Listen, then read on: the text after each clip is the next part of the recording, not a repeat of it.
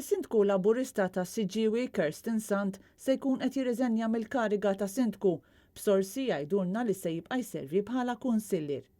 Il-kunsilliera ta' Siġġiewi rċevew aġenda għal laqgħa urġenti li issir it-tlieta fis-sitta ta' filgħaxija fil-binja tal-Kunsill Lokali ta' Siġġiewi li fiha hemm imniżżel li se tinqara littra ta' riżenja tas-Sindku u se ssir ħatra ta' Sindku ġdid.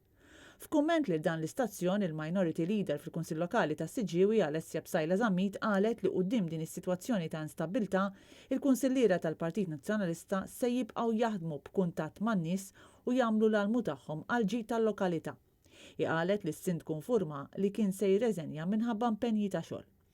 Bsajla Żammit sostniet li hi dejjem irrispettat id-demokrazija u l-għażla tan-nies waqt li tifhem ukoll l-għażla tas-Sindku Kirsten Sant li ħalli l-kariga jekk iħoss li ma jistax jibqa' jservi lil-lokalità minħabba impenji oħra.